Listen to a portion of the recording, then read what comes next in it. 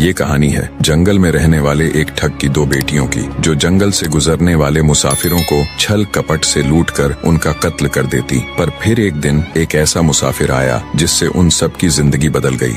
एक गुस्सैल राजा ने अपने पुत्र के किसी दोष के कारण उसे देश निकाला दे दिया। राजकुमार ने दुखी मन से अपने गुजारे के लिए 4 लाल और कुछ स्वर्ण भी अपने साथ ले लिए और भरे हृदय से अपने पिता का महल छोड़ दिया। चलते चलते वो जब शहर से कुछ दूर पहुंचा तो उसे एक साधु का आश्रम दिखाई दिया। राजकुमार उस साधु को दंडवत प्रणाम करके एक तरफ बैठ गया। जब साधु ने उसकी मायूस शक्ल और देह पर कीमती वस्त्र देखे तो साधु ने उससे पूछा, बच्चा तुम कौन हो और यहाँ कैसे आए? राजकुमार बोला, महाराज मैं राजा चंद्रगुप्त का पुत्र महेंद्रगुप्त हूँ। मुझे मेरे पिता ने देश निकाला दे दिया है, इसीलिए मैं परदेश जा रहा हूँ। रास्ते में आपका आश्रम दिखाई दिया तो मेरे मन में आया कि आपके भी दर्शन करता चलूं। साधु ने महेंद्रगुप्त की बात सुनकर कहा, वत्स तुम नेक इंसान हो और परदेश जा रहे हो, इसलिए मैं तुम्हें 4 बातें बताता हूँ। तुम उन बातों पर अमल करना। परदेश में ये बातें तुम्हारे अवश्य ही काम आएंगी। पहली यह कि परदेश में एक से भले 2 होते हैं। दूसरी यह कि परदेश में दूसरे के हाथ का बना खाना मत खाना। अगर खाना भी पड़े तो पहले किसी जानवर को खिला देना।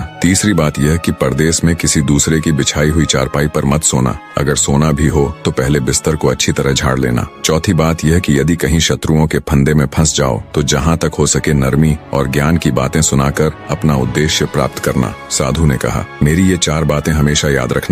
साधु की बातें सुन साधु को प्रणाम कर राजकुमार परदेश चल पड़ा। जब चलते चलते बहुत दिन बीत गए तो वह एक जंगल में पहुंचा। वहां उसने देखा कि एक चील एक कछुए के बच्चे को लेकर उड़ी जा रही है। संयोगवश बच्चा उस चील के पंजे से निकलकर गिर गया। महेंद्रगुप्त ने कछुए के तड़पते हुए बच्चे को देखा तो उसे बड़ी दया आई। उसने मन में सोचा कि इस बच्चे को पालना चाहिए। इस बच्चे को पालने से 2 बातें होंगी। पहली तो यह कि इस बच्चे के प्राण बच जाएंगे और दूसरी यह कि साधु द्वारा कही गई पहली बात भी पूरी हो जाएगी कि सफर में 1 से भले 2 होते हैं और इससे बातें करते हुए दिन भी आसानी से बीतेंगे। यह सब सोचकर महेंद्रगुप्त ने बच्चे को अपने साथ ले लिया। अब सफर में उसके साथ वह कछुए का बच्चा भी हो लिया। कुछ दिन के सफर के बाद राजकुमार को एक अच्छा सा स्थान दिखाई पड़ा। उस स्थान पर पहुंचकर उसने कुछ खाया पिया और फिर कछुए के बच्चे से बोला, तुम यहाँ बैठे रहना, मैं जरा थोड़ी देर सो लूं। यह कहकर महेंद्रगुप्त एक पेड़ के नीचे सो गया। उसी पेड़ के ऊपर एक सांप और एक कौवा रहते थे। उन दोनों का यह दस्तूर था